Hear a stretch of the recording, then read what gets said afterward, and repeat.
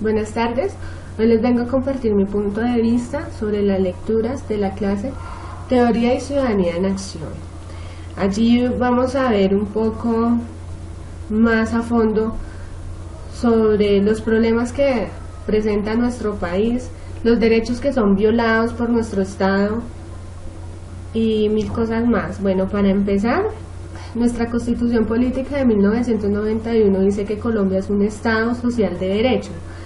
Allí nos podemos dar cuenta que, a pesar de que dice esto, no es del todo verdad. Tenemos derecho a una salud, tenemos derecho a una educación, tenemos derecho a una vivienda. Partamos de una salud. Nosotros nos encontramos con una salud digna. Una persona de bajos recursos, una persona vulnerable, tiene que demandar, tiene que hacer derechos de peticiones para que vean la salud, vean su salud, vean en el problema en que se encuentra su salud, puedan asistir al médico, puedan tener especialistas, es más, tienen que armar derechos de peticiones y esperar muchas respuestas de diferentes lados para solicitar un medicamento porque tiene una enfermedad terminal. También nos damos cuenta que a pesar de que muchos profesionales de la salud se queman su tiempo, su vida, estudiando para sacar su cartón, vemos que el Estado se burla de ellos en su salario, vemos que ellos trabajan y duran meses sin recibir salario económico, teniendo un derecho al trabajo, en donde vemos que trabajan pero el Estado no les responde económicamente, en donde vemos que si ellos trabajan es porque tienen una familia que mantener, donde vemos que ellos trabajan es porque tienen cosas que pagar, tienen cosas que solucionar con dinero. Entonces allí vemos que están violando estos derechos, tanto el trabajo, de su sueldo digno, como el derecho a la salud. Es una salud muy mala, muy básica, una salud en donde está llena de pleitos, donde está llena de derechos de peticiones, donde está llena de muertos, de personas que fallecen a la entrada de un hospital por mal servicio. Bueno, también vemos tenemos derecho a una educación. Tristemente, hoy en día se ha vuelto que el que se educa en una universidad tiene un privilegio, ¿verdad? ¿Por qué? Porque no es fácil ahorita entrar a una universidad pública. Si entramos a una universidad pública, es una pelea diaria, es una pelea de un debate de miles de estudiantes porque son pocos cupos, porque no presentan y no son claros a la hora de inscribir ciertos formularios o de ingresar ciertos documentos, te ponen peros por una o por otra, en donde tienes que estar vulnerable para que puedas acceder a la educación pública, en donde vemos que a pesar de lo público, vemos que si hay paros, nos vemos afectados al podernos graduar más rápido, nos vemos afectados al poder sacar nuestra tarjeta profesional más rápida. Esto lo vemos en la Universidad Nacional, lo vemos en la Universidad Pedagógica, lo vemos en diferentes universidades públicas, en donde el nivel de educación ya no está siendo tan marcado, sino está siendo muy degeneralizado por las personas. Ya se escucha que si tú vas a lo público ya eres un guerrillero, ya eres un vándalo más, ya eres una persona que atenta contra la sociedad, vas a estudiar para ser una persona que no le va a servir a la sociedad, sino va a atentar contra ella y mil cosas más. Igual, si vas a ingresar a una universidad privada, también debes de contar con un salario económico muy bueno para poder pagar los semestres porque son demasiado caros. Entonces no tenemos derecho a una educación digna, en una educación en donde podamos decir mi país se esmera y se esfuerza porque los niños y jóvenes se eduquen. Este país me he dado cuenta que le gusta es tener gente ignorante, gente en donde pueda manejar cierta cantidad de políticos lo que quieran a través de ellos, sin importarles pasar por encima del que sea. Pero cuando uno se educa, cuando uno lee, cuando uno se esfuerza por conocer más allá de lo que están presentando, es donde uno se da cuenta cómo el gobierno manipula a unos ciudadanos y a un pueblo como ellos lo quieran.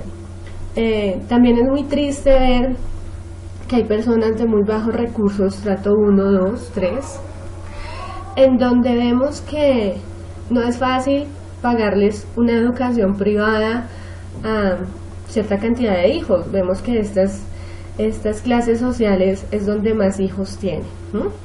Donde más niños se ven, y vemos que a pesar de esto, ellos para conseguir un formulario en las escuelas distritales se demoran muchísimo haciendo filas para conseguir un formulario, en donde tienen que amanecer los padres para poder inscribir a sus hijos a este colegio, en donde vemos que si logran ser inscritos en el colegio, allí también se burlan de ellos, ubicando a los niños en unos lugares de donde no les queda cerca su vivienda, en donde se tienen que transportar en bus, en donde mil cosas tienen que hacer para llegar a educar, a llegar a su sitio de trabajo, a su sitio de estudio.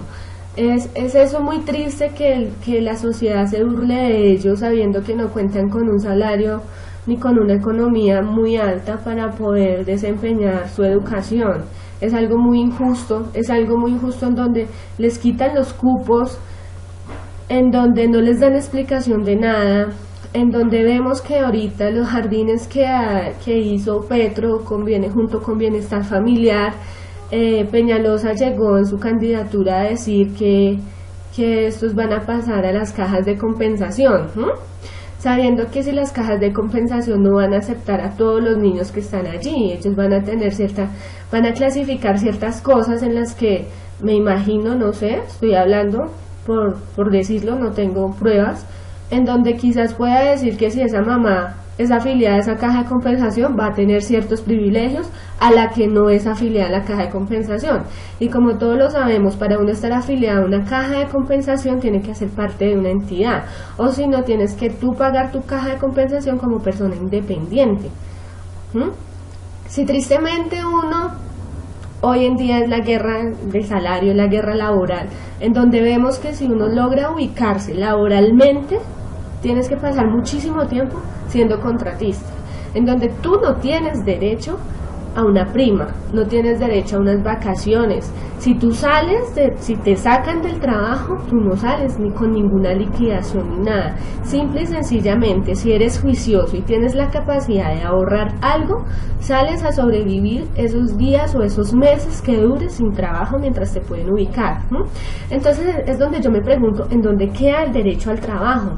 ¿Dónde queda el derecho de uno poderse presentar en una entidad y que te brinden estas garantías, que tengas derecho tú a unas vacaciones pagas, a unas vacaciones en las que tú, mejor dicho, trabajaste de sol a sol, sacando todo lo que te decían, todo lo que necesitaba tu entidad para tú tener tus vacaciones y que estas sean pagas para tú poder estar tranquila y poder ir a descansar junto con tu familia?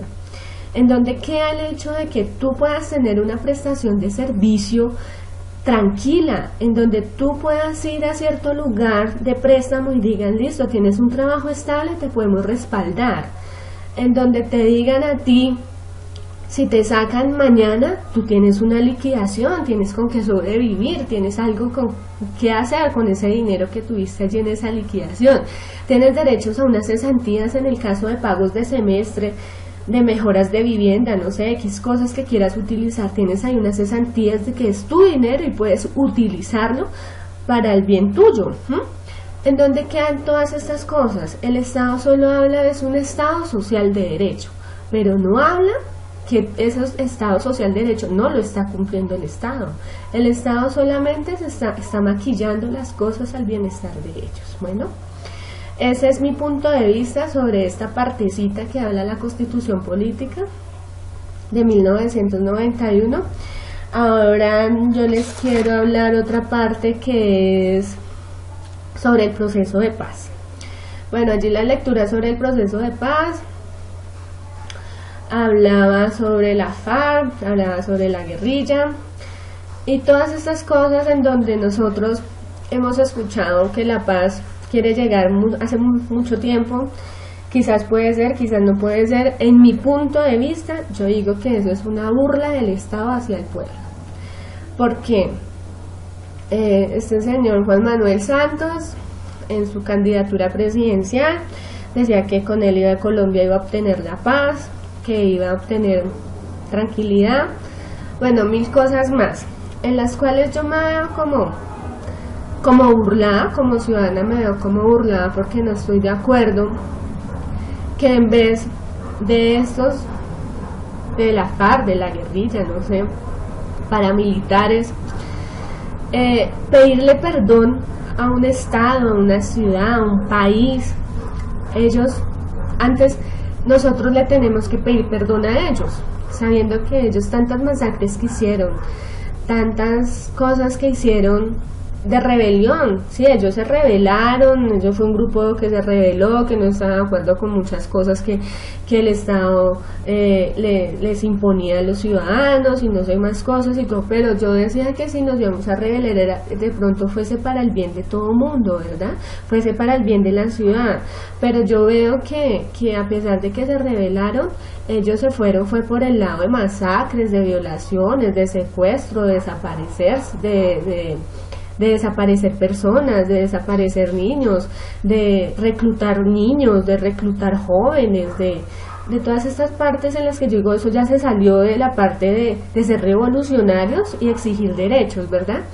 Entonces, donde yo me pregunto, hoy en día tú pagas unos impuestos y esa plata está siendo gastada allí por ellos en La Habana, Cuba, en sus hospedajes, en sus alimentaciones, en todo, pero no vemos ningún resultado, no vemos un resultado en donde se diga de que se tiene que pagar cierta sentencia o cierta culpabilidad de ellos hacia una ciudad, en donde veamos que al menos las personas que tuvieron que pasar por ese dolor de ver a sus familiares acribillados, muertos, desplazados por este grupo armado, puedan sentir un poquito de tranquilidad al ver que esta persona se pare y diga que sí, que fue la culpa, que hicieron eso, tal cosa, que se sienten mal por haber atentado contra una ciudad, contra unos campesinos, no, o sea, ellos simple y sencillamente quieren posesionarse en un nivel político bueno, que tengan un rango bueno dentro de del nivel jerárquico de la política colombiana, en donde ellos puedan dar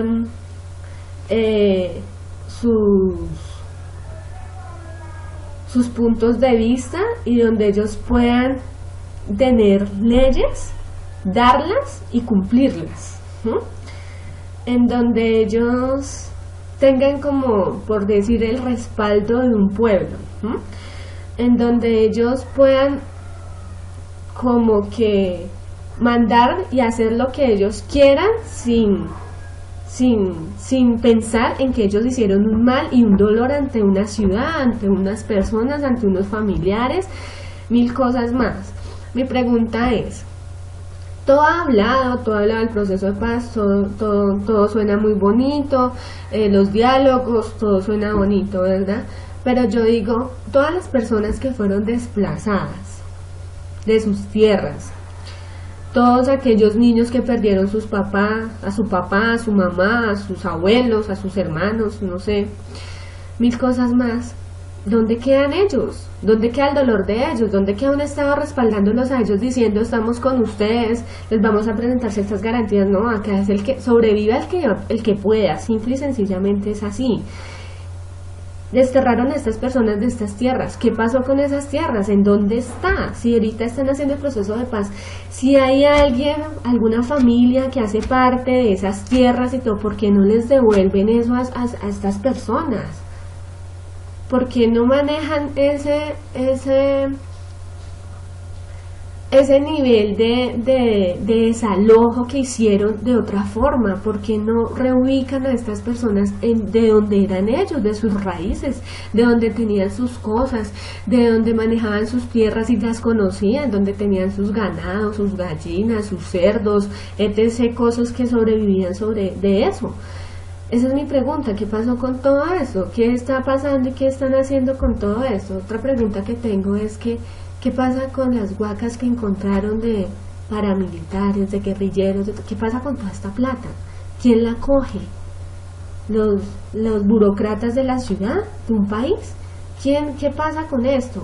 Porque cada vez el colombiano tiene que ser más pobre y humillarse ante un Estado que no está brindando derechos ni garantías en nada, porque hoy en día es tan difícil uno conseguir cualquier cosa, porque hoy en día tú tienes que pagar 3 veces más lo que tú compras que lo que vales. Digamos, un ejemplo, tú así haces un ahorro para comprar una casa, un apartamento, porque eso ya son cajitas de fósforo, no es un derecho a una vivienda, o sea, que sea más cómoda, de poder tener cosas. Tú llegas a la puerta de tu casa, de tu apartamento, y saltas de una a tu habitación, así de sencillo. Ya no tienes derecho a tener una sala, y si tienes derecho a una sala no tienes derecho a un comedor. Si tienes derecho a una alcoba no tienes derecho a 3. Simple y sencillamente es así. Cada vez estamos volviendo a un pueblo más agobiado, más cansado, nos están reduciendo en todo y nos están explotando más. Porque es triste que tú quieras sacar un préstamo para una vivienda y te digan que tienes que pagar 25 años tu vivienda. ¿De cuáles 25 años? Más de la mitad es solo de intereses y el resto tú sí. O sea, tienes que durar toda una vida pagando una casa que no es nada grande, es una cajita de fósforos, como se dice, y tienes que pagar tanto tiempo una casa. ¿En dónde queda el respaldo? ¿En dónde queda el control de los entes administrativos en la economía, en el Ministerio de Vivienda? No sé, los que manejen estos entes. Esa es la pregunta que yo hago, porque tú tienes que irte a endeudar para sacar un vehículo, pagarlo 3 veces más de lo que vale. ¿Cuál es esa explotación que hay hacia el ciudadano? Porque quieren las grandes empresas y multiempresas y macroempresas ganar y explotar al que más pueda y dejarlos escurridos donde más quieran, para ellos tener cada día más ganancias y ser más y más y más y más ellos, y vivir ellos mejor y poder tener ellos las mejores cosas, las mejores viviendas, los mejores vehículos, viajar, estudiar, especializarse en los mejores países. Y uno que vive del diario vivir no tiene derecho a nada de esas cosas, y tú no te quemas y mejor dicho, te sacrificas hasta donde más puedas para poder obtener algo. Es triste y uno se siente frustrante y da mal genio que empezando los salarios no sean equitativos. Empezando que porque personas que uno ve que intelectualmente no son muy buenas, pero por tener un padrino político con gran influencia en un país, tienen tremendos cargos con tremendos sueldos y tienen todo así de chévere. Pueden conseguir las cosas así, muy chévere. Y una persona que por no tener un padrino político, bueno, así sea intelectualmente, muy bueno en todas sus labores, sea bien pilo, saque las cosas rápido, haga las cosas súper bien y todo, pero por el simple hecho de no tener un padrino político, lo ubicamos en un salario medio, sin ninguna garantía y sin derecho a nada.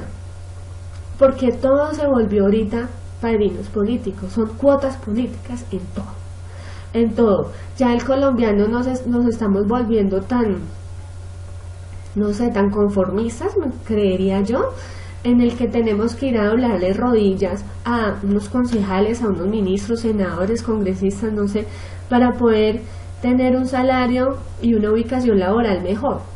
Es muy triste, porque entonces nuestro nivel intelectual, ¿dónde está quedando? ¿En dónde está quedando lo que nos esforzamos y lo que nos quemamos en una universidad, en una especialización, para poder decir, venga, yo pienso, yo soy capaz de hacer las cosas, yo sé cómo se hacen las cosas, yo puedo dar un punto de vista diferente al que ya estamos marcando? Porque eso, la política se volvió ahora, y siempre ha sido, de familias, de que si tú eres de apellido Uribe, ya tienes tu rol fijo en un estado, en un país. Si tú eres de apellido Lleras, ya eres muy prestigioso en un país.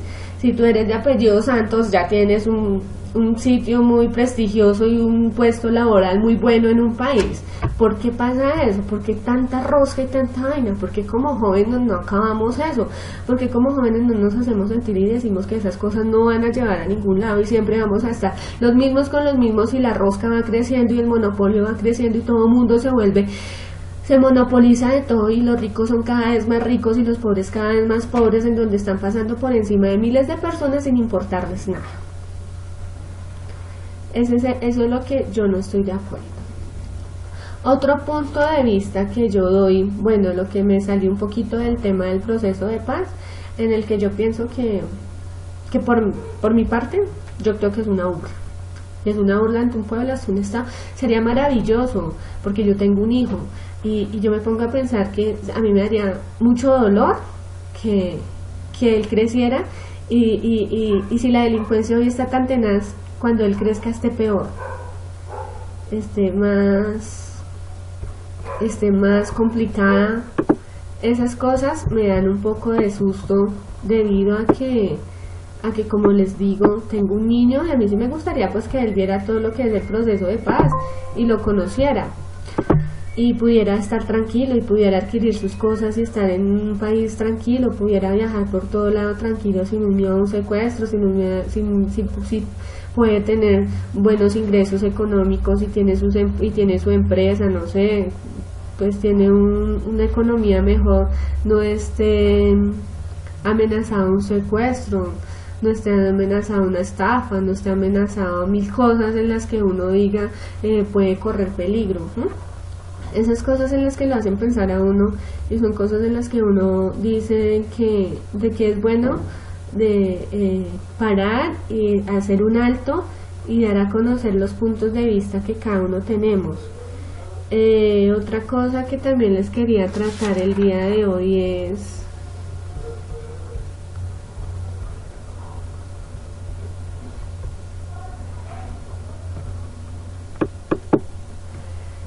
volviendo a retomar lo del proceso de paz.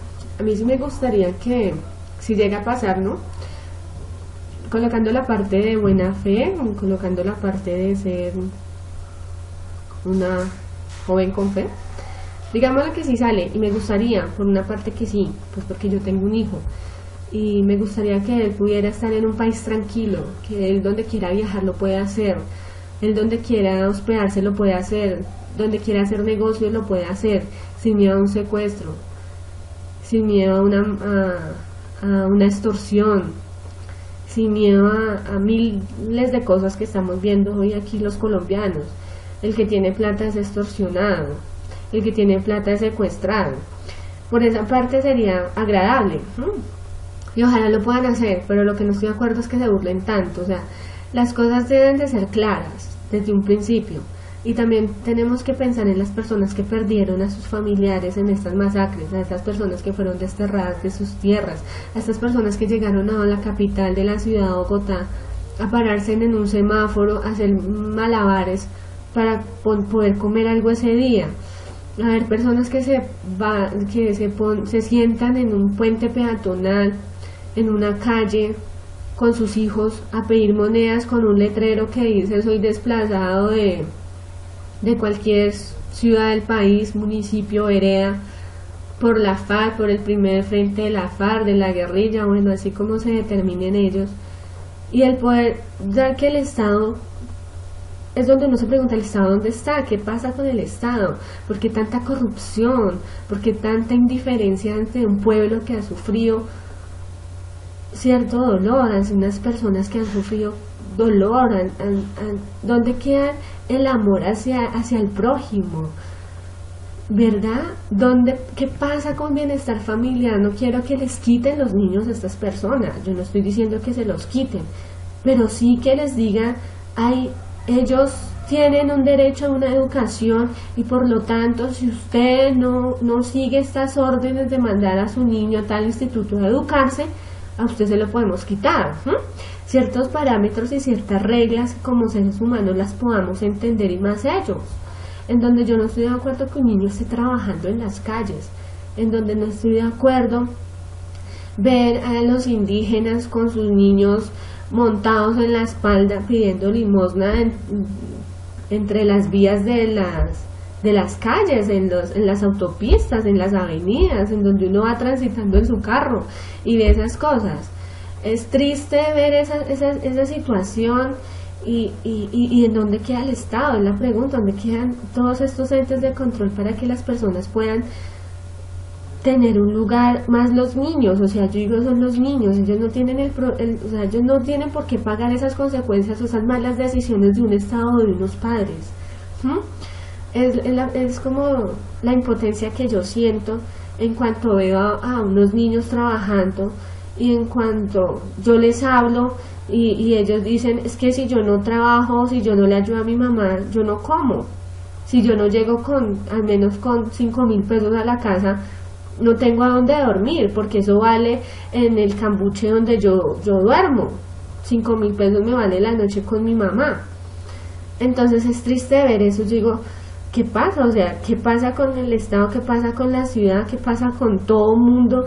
¿Qué pasa con los grandes gobernantes que no hacen nada? O sea, solo se interesan por estar ellos bien, solo se interesan porque ellos tengan a su familia bien ubicada laboralmente, tengan a su familia bien económicamente, puedan darse los gustos y lujos que quieran. ¿Y las demás personas qué? ¿Qué pasa con ellos? ¿En dónde quedan? ¿Dónde quedan estos niños? ¿En dónde queda el derecho a una recreación para estos niños? No la hay. Les voy a contar algo que me pasó a mí.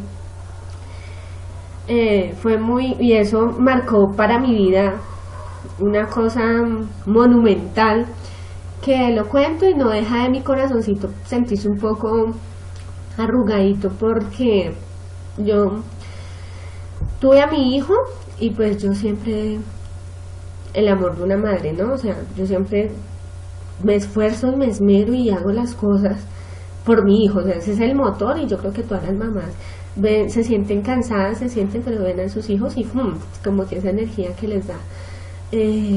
Estábamos en un centro comercial allí con mi hijo, y pues en esos juegos de recreación normal, en los jueguitos de las plazoletas de recreación, había un bebé, era de 2 añitos, ofreciéndome a mí una revista para colorear, y me decía, que 1.000 valía la revista. Entonces yo lo cogí y yo le dije, ¿tú por qué me estás ofreciendo revista? Entonces decía, mana, que la hermana. Entonces yo fui donde la hermana y le dije, y la hermana era de 8 añitos, bueno. Entonces yo le dije, ¿tú por qué vendes revistas? ¿Por qué están aquí en este lugar? Y me dice la niña, es que mi mamá nos abandonó y mi papá también, y la única con la que vivimos es con mi abuelita. Pero mi abuelita tiene una enfermedad que le fue deteriorando sus huesitos y ahorita está postrada en una silla de ruedas. Y a nosotros nos toca salir a trabajar para poder comer. Entonces yo decía, Dios mío, y yo, ¿y en dónde viven? ¿Y qué hacen? O sea, todos los días viven de esto. Y dice, sí, todos los días salimos a trabajar, mi hermanito, yo y la bebé. Y yo me hago cargo de mi hermanita, o sea, la bebé. Y yo, ¿tu hermano cuántos años tiene? No, él tiene 12 años. ¿Y él dónde se hace? No, él se hace afuera y nosotros aquí adentro. Y ya. Y entonces, bueno, ahí estoy hablando con la niña. Ellos vivían en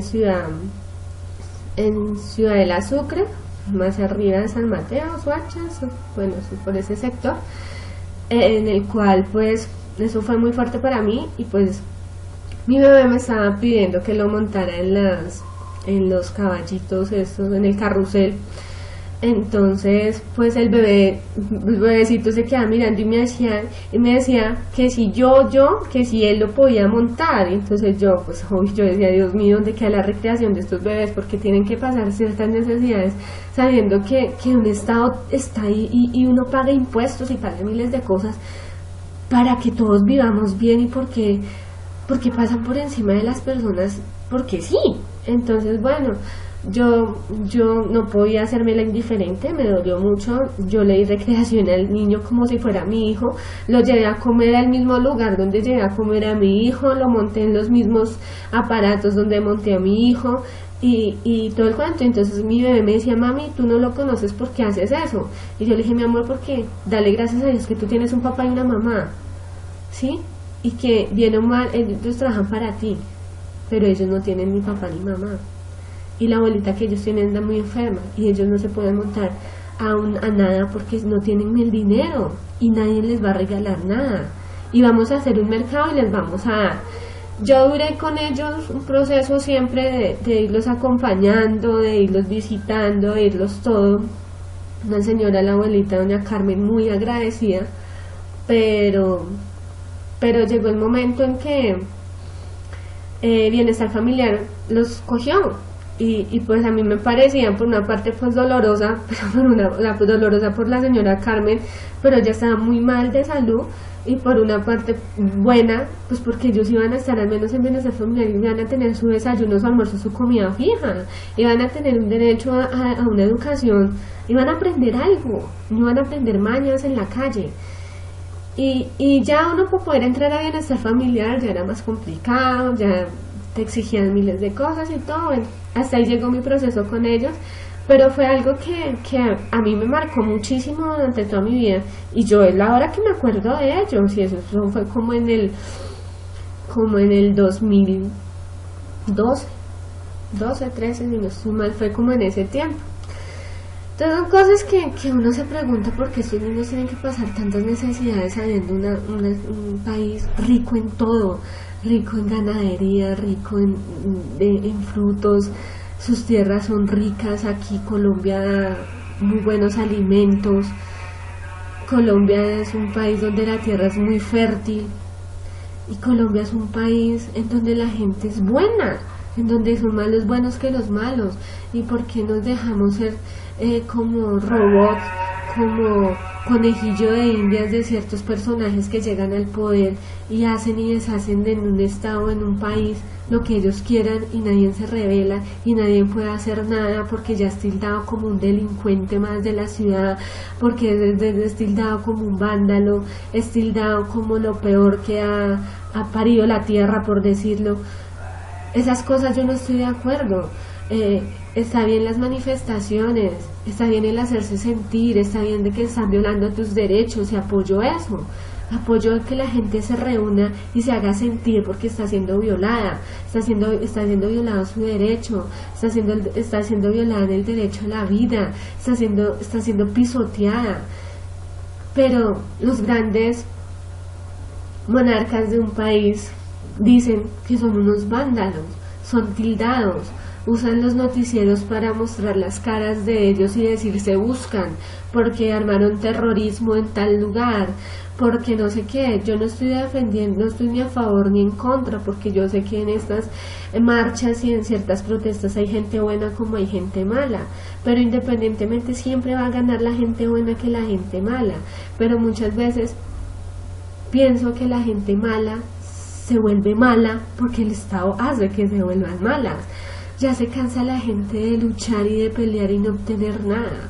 Se cansa la gente de estar buscando y buscando y no ver ninguna solución, un respaldo en nada.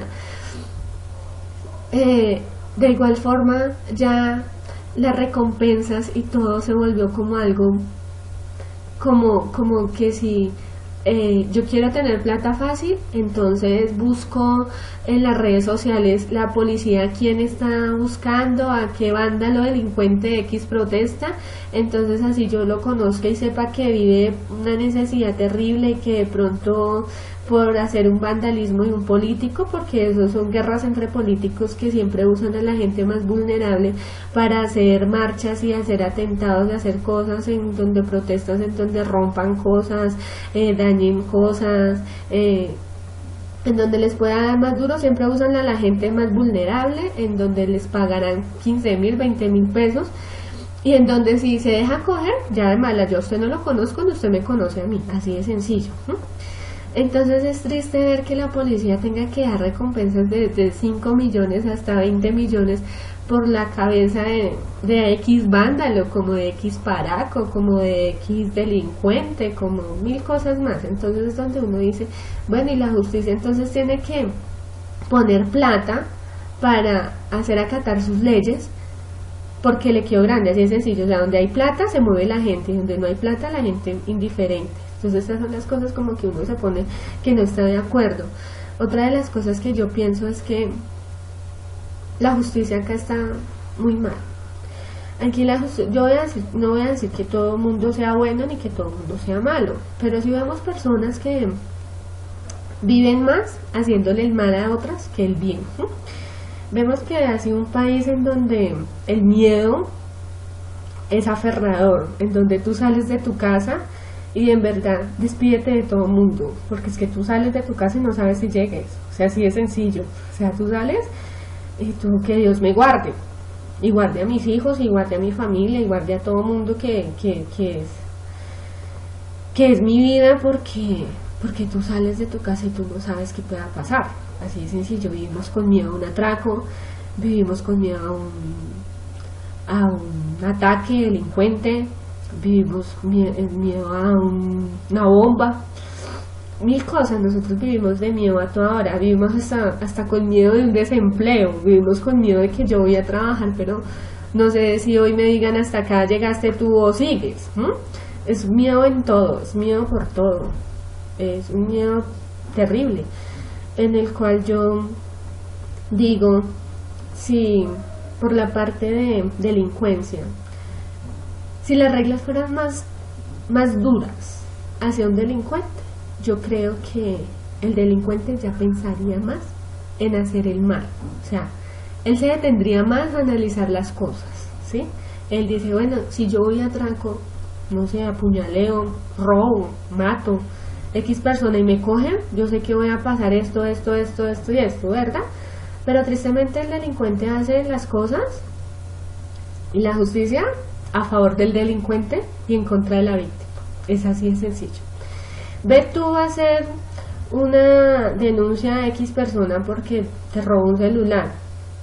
Ve cuántos procesos no te demoras todo un día haciendo eso para que lo detengan 24 horas y ya sea libre, ya que otra vez en la ciudad, en las calles de Bogotá, normal, como si no hubiese hecho nada, ya, sí, simple y sencillamente. Me parece que le falta mano dura al Código Penal, a la justicia, a las leyes de castigo, de estas cosas que manejen todo el régimen de seguridad en una ciudad. Me parece que son muy flexibles ante esto. Vemos niños que ya roban, niños de 8 años que roban, y uno se pregunta dónde están sus papás. Y no, pero sus papás son los duros en atracos, en asaltos, en todo. Entonces uno como que, bueno, eso aprendieron de los papás, ¿no? Porque el ejemplo de los hijos es uno. Pero ¿y en dónde? ¿Qué pasa? O sea, ¿dónde es que vienen estos entes de control a mirar y a decir qué es lo que está pasando y qué es lo que está fallando en una ciudad para tomar la justicia? Porque los delincuentes se toman a la justicia de recocha. Para ellos es una recocha.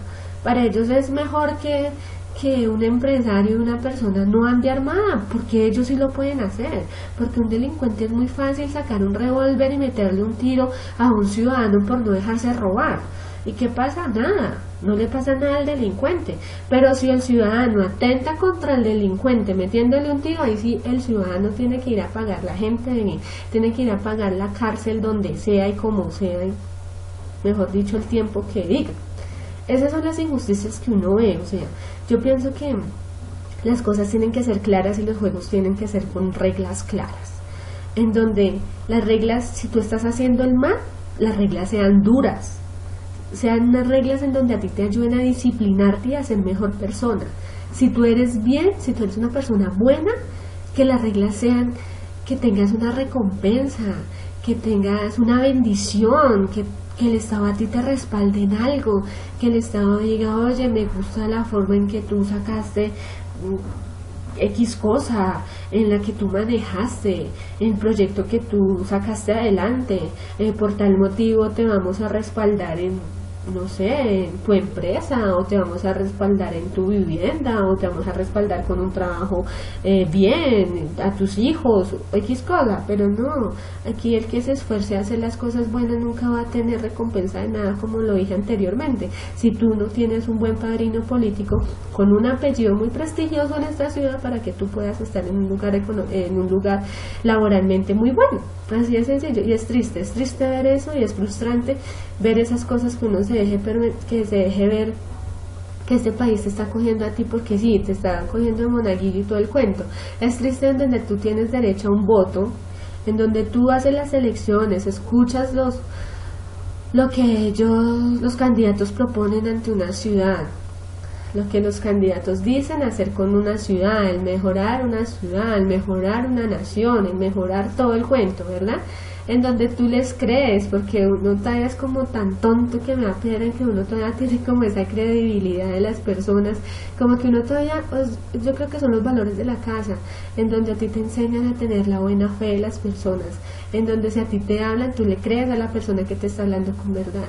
Pero tristemente en la política ya la gente perdió los valores éticos, ya la gente perdió el valor a todo, ya la gente solo les importa yo y los demás que se jodan, por decirlo. Entonces yo pienso que porque cuando uno tiene el derecho al voto y uno ve que ese candidato no sirvió ni sacó a la luz, ni hizo lo que propuso, sino lo que hizo fue robar, porque no tenemos derecho a cobrarle todo lo de por ley, todo lo que le atentó hacia la ciudad. ¿Por qué no? Porque este alcalde, como lo hizo Samuel Moreno, se burló de una ciudad totalmente, robó lo que quiso robar y aplazaba sus plenarias, porque estaba enfermo o porque el abogado no pudo asistir o porque mil cosas. Entonces, ¿qué estaban queriendo? ¿Que llegaran y se vencieran los términos para quedar libre? ¿De la noche a la mañana quedó libre? Porque esas eran siempre las excusas cuando tenían alguna plenaria o alguna cosa en la que se iba ya a dar la recta final de lo que pasaba, siempre sacaba alguna excusa. Porque estas personas robaron, y robaron a un pueblo, robaron a una ciudad, robaron a millares de personas, de ciudadanos, a miles de ciudadanos. Porque no van a pagar, no van a una prisión común y corriente como va cualquier ciudadano, sin nombre y sin prestigio. Porque ellos van a una escuela militar del ejército, de la policía, a pagar sus penas militares, porque ellos tienen derecho a ir a una clase de golf ahí dentro de la escuela, o a squash, a ver televisión, o sea, como si estuviesen en un internado de campestre, es simple y sencillamente, está internado en un campestre, así tal cual.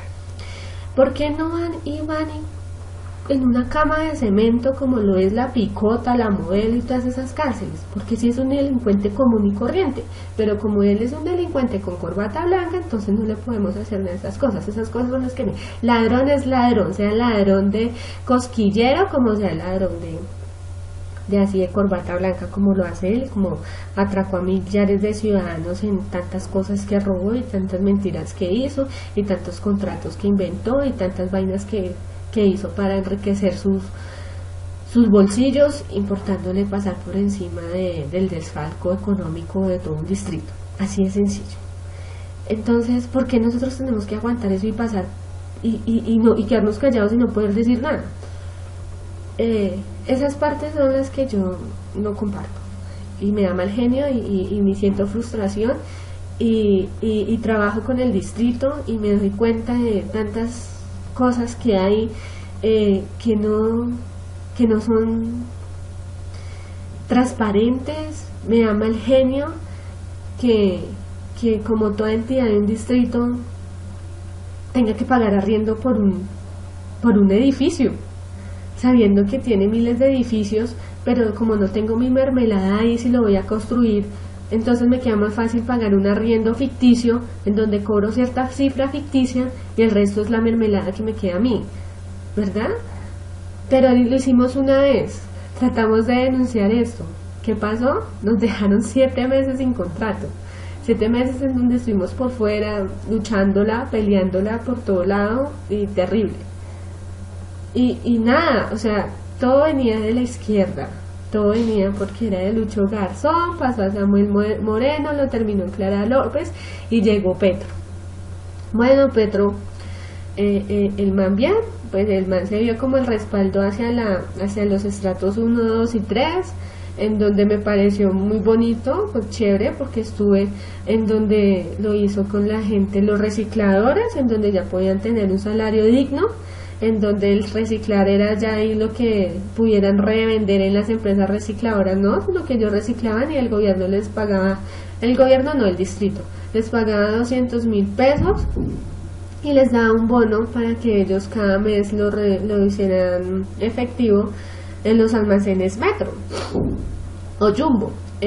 esa parte fue agradable, en donde Lucho Garzón empezó con los comedores comunitarios, y pues bonito, pues porque los niños y ancianos, las personas de tercera edad y los niños podían ir a desayunar o a almorzar allí, pues podían tener algo muy nutritivo.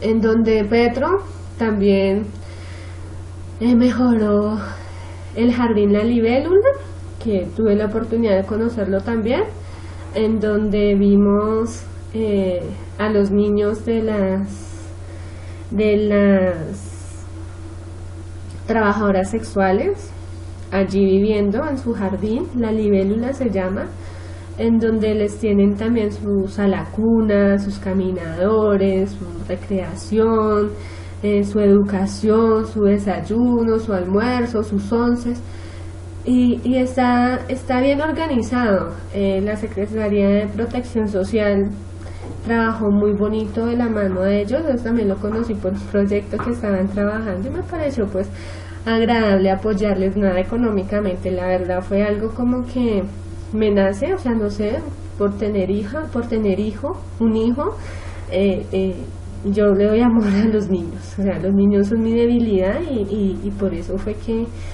fui a apoyar allí, y es algo que a ti te marca mucho en tu vida, es algo que a ti te deja marcado en todo. Tuve la oportunidad de conocer de ellos, donde más, y ver todo el trabajo que hizo pues Petro con la Secretaría de la Mujer, que ahorita Peñalosa dice que no tiene más presupuesto para seguir con esta secretaría, entonces posiblemente él acabe y monte la Secretaría de Seguridad Social, en donde la Secretaría de la Mujer se enfatizaba más sobre las mujeres trabajadoras sexuales, víctimas, madres, violencia intrafamiliar, violencia, en donde también manejaban mucho la homosexualidad, lesbianas y gays, de los grupos LGTBI, también respaldado por la Secretaría de la Mujer, y vemos que eso va en cada distrito y cada alcaldía, pero vemos que cada persona es cada persona, y cada persona vive como quiera vivir, y cada persona es libre de guiar a su sexualidad por donde quiera, ¿verdad? Entonces pues desde la alcaldía de Lucho Garzón el LGTBI fue respaldado hasta la campaña de Petro. Vemos que la campaña de Peñalosa nada que ver con el LGTBI, nada de esas cosas, él como que no está de acuerdo con nada de eso, y vemos que estas personas ya no van a tener ni un derecho a nada, o sea, vemos que se van a inventar cualquier cosa para que estas personas ya no tengan derecho ante una sociedad como muy amplia. No sé qué se irán a inventar, pero sé que ya no van a tener la misma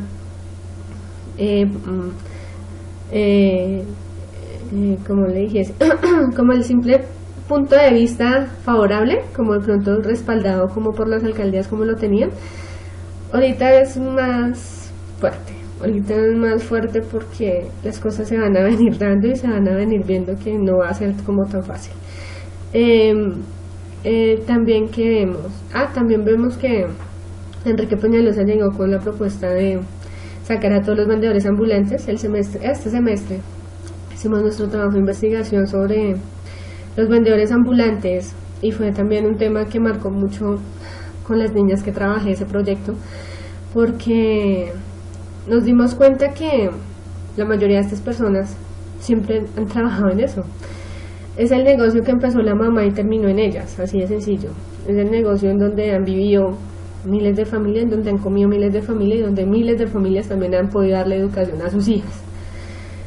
Pero vemos que el DANE los cuenta a ellos como trabajadores, no son desempleados. Pero el DANE, ¿por qué los va a contar a ellos como trabajadores sin derecho a nada? Si no tienen derecho a nada, no tienen ningún derecho a ninguna garantía social, no tienen derecho a unas vacaciones, no tienen derechos a unas primas, no tienen derecho a una liquidación, tienen derecho a una cesantía. Simple y sencillamente eres un trabajador independiente y es nombrado como independiente, pero el distrito te hace la guerra para que no trabajes. Pero eres nombrado como trabajador independiente, pero te hacemos la guerra. Así de sencillo, te hacemos la guerra, mandamos a la policía para que te saque corriendo de cualquier lugar donde estés, Y esas cosas, pues sí, yo sé que Peñalosa quiere tener una ciudad limpia, quiere tener una ciudad que se vea bonita, organizada, y bien por eso, pero es que tú tienes que presentar primero las soluciones ante el problema, no tienes que ocasionar más problema ante el problema. Vemos que Peñalosa está ubicando unos kioscos en ciertos puntos estratégicos de la ciudad. Vemos que esos kioscos ellos los tienen que pagar 20.000 pesos mensual por la estadía de este kiosco. Se ve bonito y se ve bien, chévere, pero no todas las personas hacen parte de eso. ¿Por qué? Porque es que también hay ciertas reglas que tienen que cumplir las personas. Entonces no a todos les van a dar los kioscos, no todos pueden hacer parte de estos kioscos. Y entonces las otras personas, ¿qué van a hacer? Los que no logren hacer parte de estos kioscos, ¿qué pasa? ¿Dónde quedan? ¿De qué van a vivir? Esa es la pregunta. Trabajamos con este proyecto y nos dimos cuenta que a pesar de que hay unos vendedores ambulantes, también vemos que hay unos vendedores ambulantes que están allí de una forma que se llama la forma transitoria. ¿Qué es esta forma transitoria? El transitoria lo hace parte de la IPES, que es el cuento de que ellos tienen un permiso especial del distrito para poder trabajar y manipular alimentos, donde lo vemos en Mecatos, Bogotá, que es personas que trabajan dentro de adentro de las instalaciones del distrito vendiendo mecatos. Esas personas más que todo son personas que han tenido alguna enfermedad, son personas que tienen amputada alguna parte de su cuerpo, o son personas con una discapacidad fuerte para trabajar allí. Podemos ver que alrededor de cualquier secretaría del distrito hay vendedores ambulantes. A esos vendedores ambulantes no se pueden sacar a todos, porque ellos tienen el permiso de transición, donde la Secretaría de Gobierno del distrito les da el permiso a ellos para poder difundir ese trabajo, ¿verdad? Pero Peñalosa quiere acabar con esos permisos, donde Peñalosa quiere también privatizar el ETV, donde Peñalosa quiere privatizar miles de cosas. Entonces donde nosotros nos preocupa, porque tanta privatización hace que los grandes empresarios y multinacionales se apoderen del pueblo colombiano y el ciudadano que le paguen menos, esforzándose más, quemándose más, sin ningún respaldo salarial grande. Nada. Entonces no estamos de acuerdo que algo que es distrital, que algo que la gente que le pertenece a la ciudad, lo privaticen porque sí. Esas cosas no pueden seguir pasando. No pueden seguir pasando que privaticen la salud. Los hospitales públicos los quiere privatizar. Privaticen el ETV y mil cosas más que piensa privatizar. Es cosa bien delicada lo que cada gobernante o alcalde llega a una ciudad a hacer. Y cómo infunde eso los medios de comunicación. Infunde harto, porque tristemente la persona que quiere hablar en este país es amenazada. La persona que quiere sacar a la luz la verdad de las cosas es amenazada. Y pues uno tiene familia, y uno tiene hijos, y uno muchas veces se acobarda por miedo a la muerte, obvio. Yo creo que eso atemoriza a cualquiera, que te digan que si tú sigues hablando te van a matar a tu hijo. Tú te callas, tú no dices nada y te sientes frustrante y es como doloroso, pero sería más doloroso tú perder un hijo, ¿no? O sea, yo pensaría eso. Y sí están muy manipulados, o sea, los medios de comunicación están súper manipulados por los grandes empresarios y monopolios que hay en este país, porque lo hemos permitido, porque acá toca hacer es que todo el colombiano se una y hagamos una revolución fuerte de colombianos cansados de tanta como te dijese, ya cansados de oprimidos de tanta injusticia que maneja el Estado con el pueblo. si es a nivel nacional o a nivel distrital, es mucha. Ya estamos cansados de tanta corrupción, estamos cansados de que pasen por encima de todo sin importarles nada. Estas cosas cansan y llegará un momento en el que, como tú lo decías, un momento en el que va a marcar historia y tú tienes que hacer parte de esa historia para contarla y hacer que diste a conocer tus puntos de vista y fuiste claro, ¿no? Pero sigue siendo manipulados, pues, porque vemos como Jaime Garzón, una persona que yo admiro mucho, que contaba la realidad de Colombia y de la ciudad de una forma muy caricaturesca, de una forma en la que se hacía entender muy fácil, sin maquillar tantas palabras ni nada, sino que decía las cosas tal cual eran, o sea, no maquillaba nada. Hablaba tal cual el colombiano podía entender más claro para dónde. ¿Y qué pasó con él? Lo mataron, atentaron contra la vida de él, así de sencillo. Y mil cosas más en las que tú te das cuenta de lo que ha pasado con miles de periodistas y que han tenido que irse del país por amenazas y mil cosas más. Entonces es algo que a ti te da como mal genio y frustración, en el que tú no tengas un derecho a una opinión y a dar tu punto de vista, porque pueden amenazarte a ti o a tu familia o atentar contra la vida de algún integrante de tu familia, y eso duele más que cualquier cosa, ¿no? Pero sabemos que sí, somos estrategas, tenemos una habilidad, somos bien creativos, somos bien inteligentes para poder sacar a la luz cosas que en las que no estemos de acuerdo. Eso nos servirá para sacar adelante a Colombia, para sacar adelante una Bogotá mejor, para no hablar mal de nadie, para, en vez de juzgar y señalar, ayudar. En vez de todas esas cosas, poder llegar a un punto en donde tú digas, hey, yo pienso y yo puedo dar un punto de vista y lo que yo pienso también vale. Esa es la reflexión que queda y me gustaría mucho trabajar. O sea, me parece chévere estas polémicas, me parece chévere todo eso, porque te enfrenta a ti, a tu nivel laboral, a tu nivel familiar, a todo tu nivel, te enfrenta en todo y te hace reflexionar y te hace caer en cuenta en muchas cosas que tú quizás habías ignorado, quizás habías pasado por nada, o sea, no le habías prestado mucha atención, y vemos que estas lecturas lo hacen a uno caer en cuenta y lo hacen a uno recapacitar y reflexionar, y es muy bueno. Me gustó muchísimo y espero que esta ponencia que vi pues me sirva de no sé, de ser más creyente de mi país, de guerrear más por él, de esforzarme más por él, de cuidar más mis recursos naturales, de cuidar más todo lo que la naturaleza y este país nos da, las bendiciones que Dios manda día tras día, saberlas apreciar mucho y saber entender cada cosa que te da el diario vivir a ti, como persona, como madre, como ser humano, como profesional, como todo, el entenderlas y poder llegar a tener un final feliz. Bueno, muchas gracias. Espero que hubiese sido clara con mi pensamiento, con el punto de vista y con cada parte que tomé de la lectura, para hacer entender y comparar lo que puede estar pasando en estas lecturas con el diario vivir. Bueno, chao, que estén bien y feliz tarde.